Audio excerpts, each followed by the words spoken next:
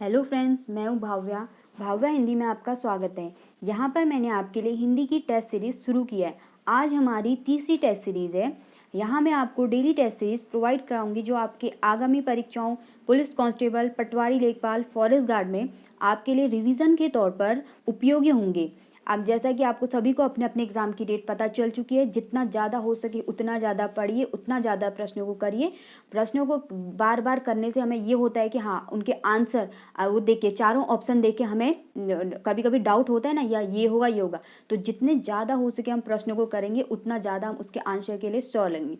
Friends, भले ही यहाँ पर आपको कुछ क्वेश्चन इजी लगेंगे, लेकिन अपनी प्रैक्टिस के लिए आप ये प्रैक्टिस के लिए इन्हें देखें और खुद को एनालाइज करें कि आपको क्या क्वेश्चन में आप श्योर हैं, क्या नहीं आ रहा है आपको, जिसमें डाउट है वहाँ पे अपनी कमी को दूर करिए।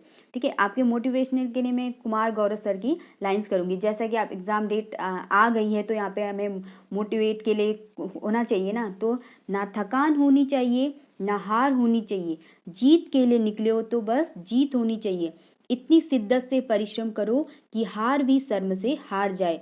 तो जितना ज़्यादा हो सके उतना ज़्यादा परिश्रम करो और सिलेक्शन लेकर रहो।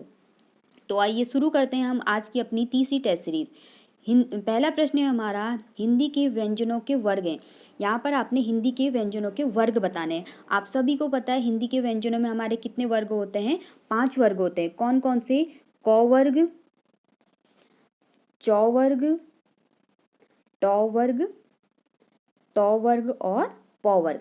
क वर्ग जो है हमारा निकलता है, उसका उच्चारण स्थान है कंठ से। चौ वर्ग का उच्चारण स्थान है तालु से। टौ वर्ग का उच्चारण स्थान है मूर्धा से। तौ वर्ग का उच्चारण स्थान है हमारा दंत से। और पौ वर्ग का उच्चारण स्थान है ओष्ठ से। ठीक है, क वर्ग क ख ग घ अंग। चौ वर्ग चौ छ ज झ य। टौ वर्ग टौ ठ ड ढ ण। टौ वर्ग तौ थ द ध न। और हमारा पौ वर्ग प फ ब भ म। ठीक है, अब इनके एक एक ट्रिक ये भी देख लीजिए कैसे आप इनको याद करेंगे। ठीक है, के टी एम डी ओ, के टी एम डी ओ।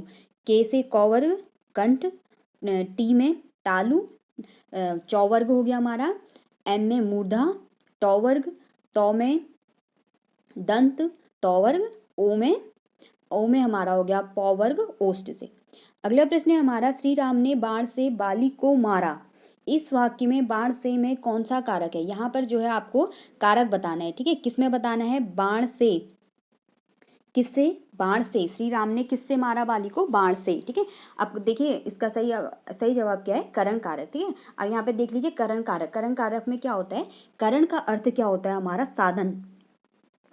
ठीक है, करण का अर्थ होता है हमारा साधन। ठीक है, अब यहाँ पे क्या कर रहा है? श्री राम ने बाण से बाली को मारा। किससे मारा? बाण से। ठीक है, बाण से ही मारा, तो यहाँ पर ये क्या हो गया? साधन हो गया ना। किससे किससे मारा है? बाण से, तो यहाँ पे साधन हो गया हमारा। तो श्री राम ने बाण से बाली को मारा में हमारा करण कारक। अगला प्रश्न है हमारा, शुद्ध शब्द कौन सा है?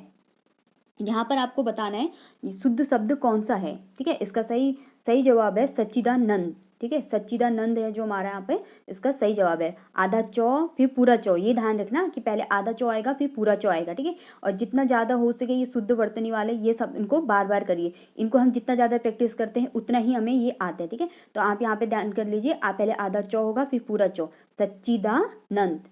अगला प्रश्न है हमारा, दोहे के ठीक विपरीत छंद को कहते हैं। ठीक है, दोहे के ठीक विपरीत छंद को हम क्या बोलते हैं? सोठा।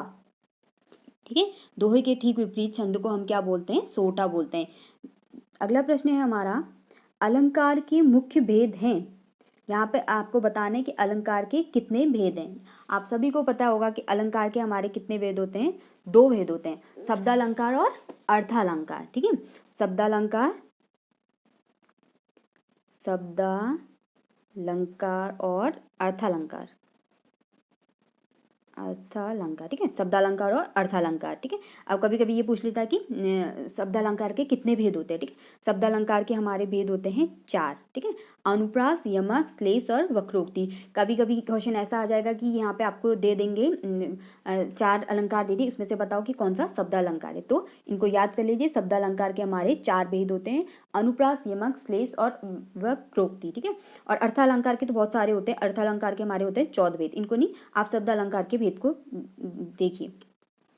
अगला प्रश्न है हमारा, अंधे की लाठी मुहावरे का अर्थ है। ठीक है, अब है अंधे की लाठी, ये मुहावरा है, आप सभी को पता है। अंधे की लाठी यानी एकमात्र सहारा। इसका सही जवाब है एकमात्र सहारा। अगला प्रश्न है हमारा, निम्न में से कौन जातिवाचक संज्ञा है। यहाँ पर आपने बताना है जातिवाचक संज्ञा है। ठीक है, जातिवाचक संज्ञा में क्या होता है, उसकी संपूर्ण जाति का बोध होता है। तो यहाँ पर हमारी कौन सी है, यहाँ पर हम इसका हमारा सही जवाब है मनुष्य। ठीक है, मनुष्य, मनुष्य में कौन सी क्या है हमारी जातिवाचक संज्ञा। अगला प्रश्न है हमारा, जो कम बोलता हो। ठीक है, जो कम बोलता हो, अनेक शब्दों के लिए एक शब्द। ठीक है, जो कम बोलता हो यानी उसको हम क्या बोलते हैं, अल्पभाषी। अगला प्रश्न है हमारा, कृपया जाएं, यह कैसा वाक्य है। ठीक है, यहाँ पे आपको दे रखा है कि ये बताना है ये कैसा वाक्य है, कृपया जाएं। ठीक है, हम किसी से क्या बोल रहे हैं कि कृपया जाएं, तो यहाँ पर क्या हो गया, अनुरोध। हम क्या कर रहे हैं, अनुरोध कर रहे हैं कि आप कृपया आप जाएं। ठीक है, प्रश्नवाचक वाक्य में आप बताओ क्या क्यों कैसे, आज्ञावाचक में किसी को हम आज्ञा देंगे। ठीक है, यहाँ पर हम क्या कर रहे हैं, अनुरोध कर रहे हैं, कृपया जाएं।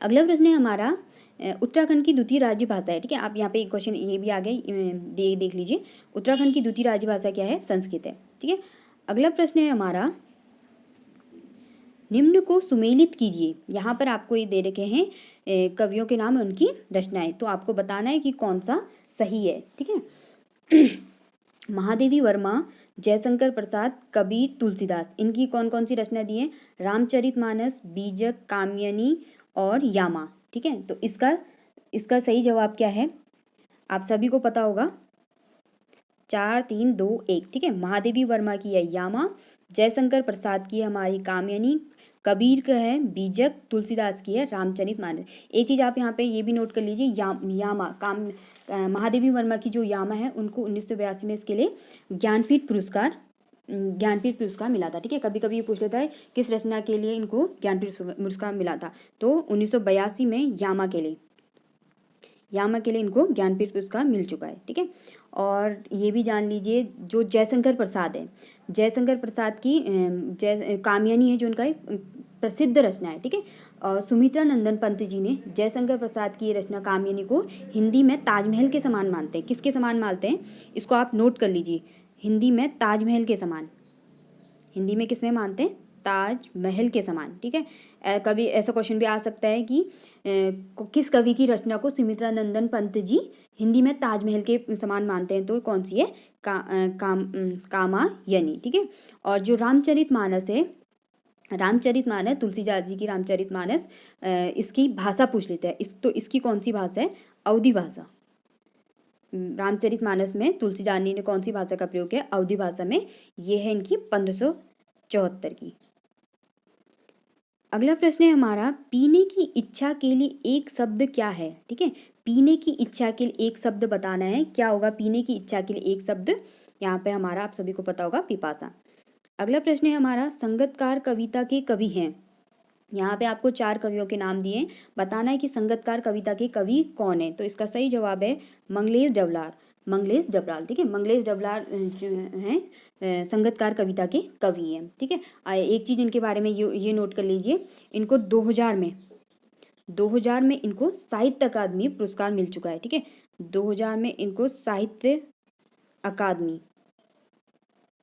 पुरस्कार मिल चुका है। ठीक है, इनकी कौन सी रचना के लिए, इनकी रचना, कभी रचना पूछ सकता है ना, तो हम जो देखते हैं के लिए, हम जो देखते हैं के लिए इन्हें 2000 में साहित्य अकादमी पुरस्कार से सम्मानित किया गया है। ठीक है, और एक चीज़ इनके बारे में ये भी, कभी कभी किसी कवि का देहांत का इसके बारे में डेट पूछ लेता है ना, तो 9 दिसंबर 2020 में इनका देहांत हो गया था।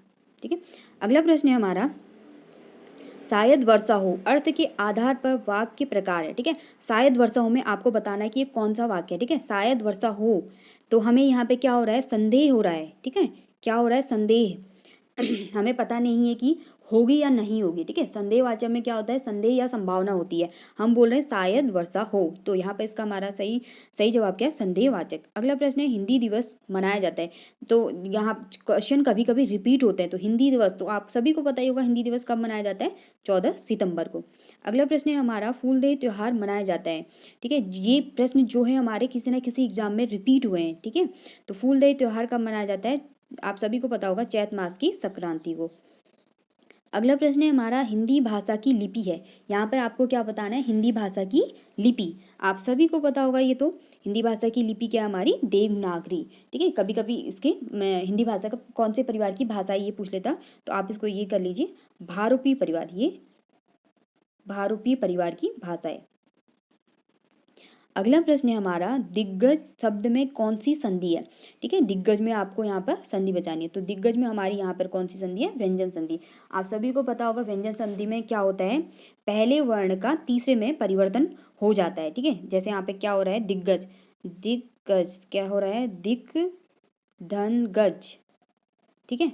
दिग्गज तो क्या बन गया, दिग्गज, ठीक है। पहले वर्ण का पहला वर्ण यहाँ पर क का गौ में परिवर्तन हो गया, पहले वर्ण का तीसरे में परिवर्तन यानी दिग्गज बन गया। यहाँ पर हमारी है व्यंजन संधि। अगला प्रश्न है हमारा निम्न में से कौन सा शब्द वर्तनी की दृष्टि से सही है। देखिए मैंने कहा था ना वर्तनी वाले जितना ज़्यादा हो सके उतना ज़्यादा इनकी प्रैक्टिस कीजिए। हमें यहाँ पे दे रखा है आशीर्वाद, यहाँ पर बताना है कि आशीर्वाद की कैसे हम आशीर्वाद को कि सही सही वर्तनी में हम कैसे लिखते हैं, ठीक है। तो इसका सही जवाब क्या है, आशीर्वाद, ठीक है। आशीर्वाद तीसरा इसका सही है। सौ में बड़ी की मात्रा वो ये डाउट वाला होता है किसके ऊपर होगा, 100 में होगा यहाँ उसमें होगा, तो वो के ऊपर होगा आशीर्वाद। अगला और लास्ट प्रश्न है हमारा सृजन शब्द का सही विलोमार्थक शब्द का चयन कीजिए। यहाँ पर हमें विलोम बनाना है सृजन, आप सभी को पता होगा सृजन का विलोम क्या होता है, विनाश। तो फ्रेंड्स ये थी हमारी आज की तीसरी टेस्ट सीरीज। अब मिलते हैं अगली हमारी नेक्स्ट वीडियो में, खूब पढ़िए और अपना ध्यान रखिए। Thank you so much.